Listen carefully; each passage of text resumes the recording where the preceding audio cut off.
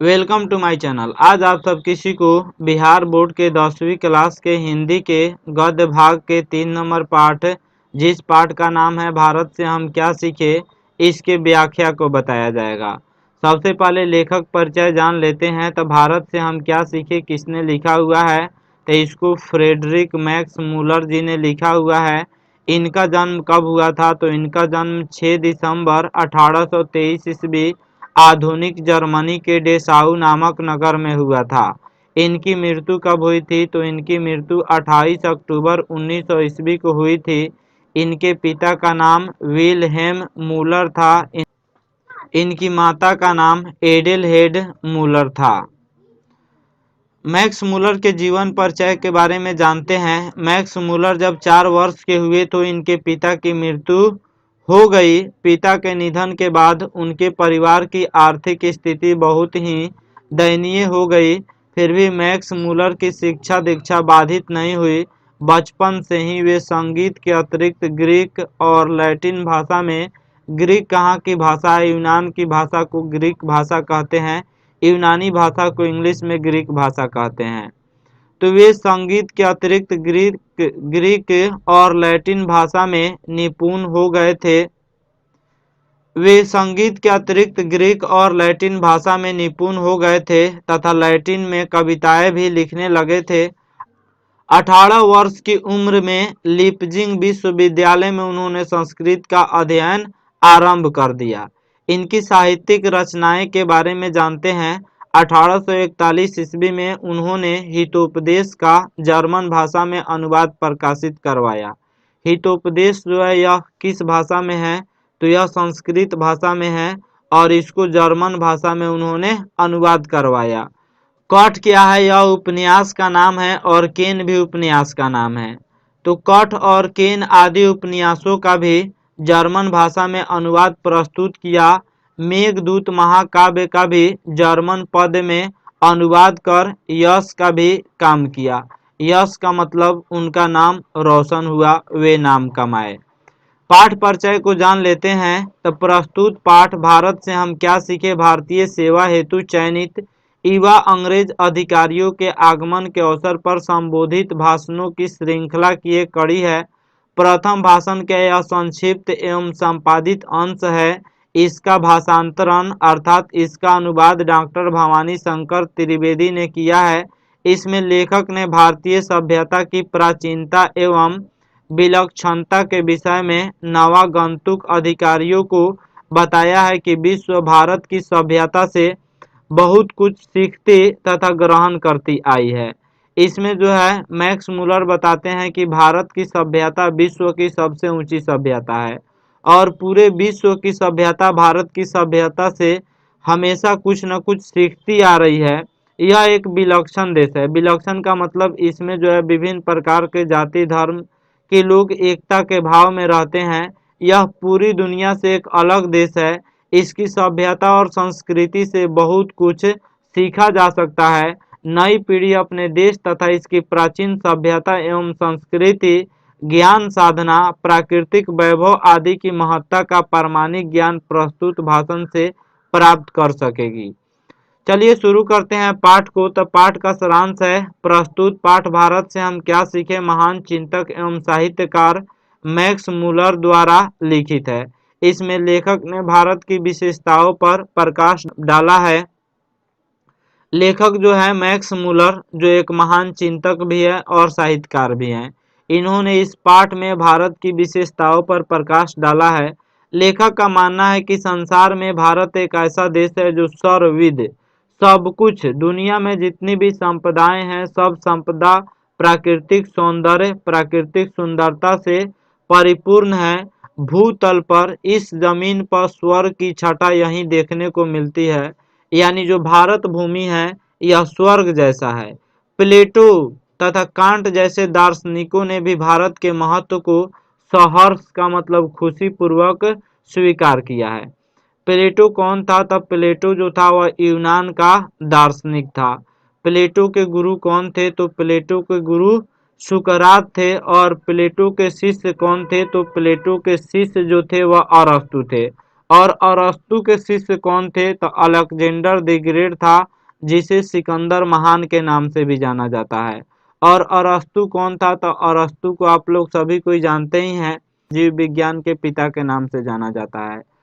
तो प्लेटो के गुरु कौन थे? सुकरात। प्लेटो के शिष्य कौन थे? तो अरस्तु। अरस्तु के शिष्य कौन थे? सिकंदर महान। तब प्लेटो तथा कांट जैसे दार्शनिकों ने भी भारत के महत्व को सहर्ष स्वीकार किया है।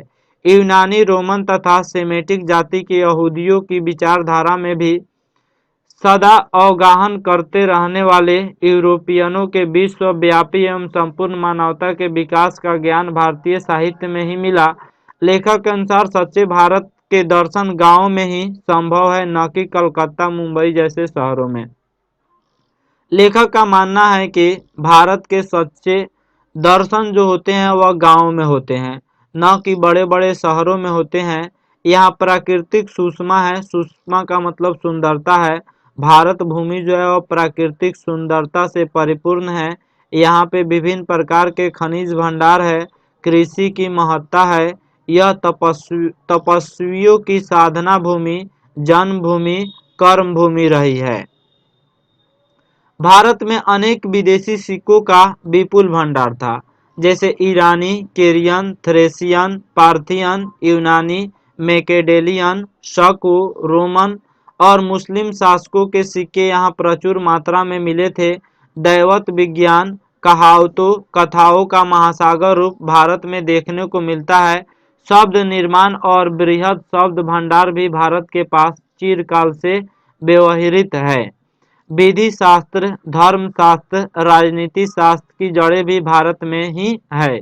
विधि शास्त्र यह कहाँ से उत्पन्न हुआ है? भारत से। धर्म शास्त्र भी भारत की देन है। राजनीति शास्त्र भी भारत की देन है, जिसमें चाणक्य का नाम आता है। तो ये लोग जो है भारत की ही देन है, जो पूरे विश्व में राजनीति को उजागर किया। पूरी दुनिया राजनीति भारत से ही सीखी। भारतीय वाङ्मय और संस्कृत की महत्ता को सभी विदेशी स्वीकार करते हैं, क्योंकि संस्कृत जो है वह दुनिया की सबसे प्राचीन भाषा है। संस्कृत का संबंध लैटिन से भी है। इस प्रकार संस्कृत, लैटिन, ग्रीक तीनों भाषाएं एक ही उद्गम स्थल की है। यह संस्कृत, लैटिन और ग्रीक जो भाषाएं हैं, यह तीनों भाषाएं एक ही उद्गम स्थल की है। हिंदू, ग्रीक आदि जातियों में भी अनेकता के बावजूद एकता के बीज छिपे हुए हैं। भारत जो है यह विद्या, योग, धर्म, दर्शन का उद्गम स्थल है। विद्या भी भारत की देन है, जैसे नालंदा यूनिवर्सिटी या फिर तक्षशिला यूनिवर्सिटी।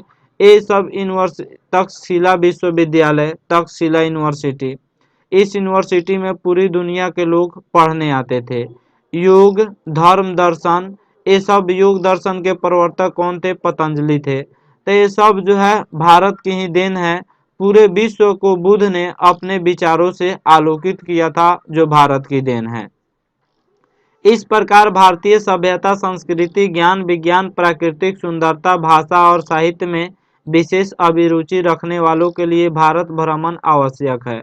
यह किनके भाषण का अंश है? तो यह मैक्स मुलर के भाषण का ही अंश है। हम लोग जो पढ़ रहे हैं यह मैक्स मुलर का ही भाषण है। वारेन हेस्टिंग्स जब भारत का गवर्नर जनरल था, तो उसे वाराणसी के पास 172 दारिश नामक सोने के सिक्कों से भरा एक घड़ा मिला था। वारेन हेस्टिंग्स ने अपने मालिक ईस्ट इंडिया कंपनी के निदेशक मंडल की सेवा में भेजवा दिया। जो सोने का सिक्का मिला था, उस सिक्कों को वारेन हेस्टिंग्स ने अपने मालिक के पास इंग्लैंड में भेजवा दिया। जो ईस्ट इंडिया कंपनी का मालिक था उसके पास भेजवा दिया। उसके बाद क्या हुआ? कंपनी के निदेशक ने उन सोने के सिक्कों के महत्व को नहीं समझ पाए और उन्होंने उन मुद्राओं को गला डाला। जब वारेन हेस्टिंग्स इंग्लैंड लौटा तो वे मुद्राएं नष्ट हो चुकी थी। वारेन हेस्टिंग्स को इस दुर्घटना से बहुत अफसोस हुआ। कंपनी के निदेशक ने उन सिक्कों के ऐतिहासिक महत्व को समझ ही नहीं पाए और अनायास बिना कारण यह दुर्घटना घट गई।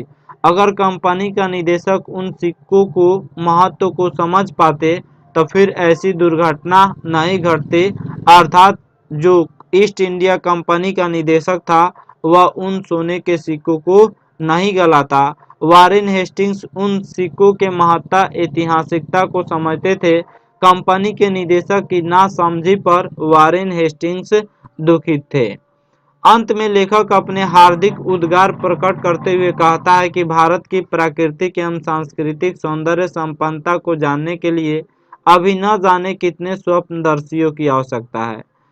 सर जोन्स ने जब सूर्य को अरब सागर में डूबते देखा तो उनके पीछे इंग्लैंड की मधुर स्मृतियां तथा उनके सामने भारत की आशा जगमगा रही थी तथा अरब सागर के शीतल मंद हवा के झोंके उन्हें झुला रहे थे। इस प्रकार सर विलियम ने कलकत्ता पहुंचने के बाद पूर्वी देश के इतिहास और साहित्य के क्षेत्र में एक से बढ़कर एक शानदार कार्य किए। फिर भी यह सोचकर निराश नहीं होना चाहिए कि गंगा और सिंधु के मैदानों में अब उनकी खोज के लिए कुछ भी शेष नहीं है। अर्थात आज भी लोगों के खोज के लिए, वैज्ञानिकों के खोज के लिए आज भी भारत में बहुत कुछ है। आशा करता हूँ यह वीडियो आप सब किसी को बहुत अच्छा लगा होगा। Thank you watching my video. हमारे चैनल को सब्सक्राइब करें और इस वीडियो को लाइक करें तथा ज़्यादा से ज़्यादा शेयर करें।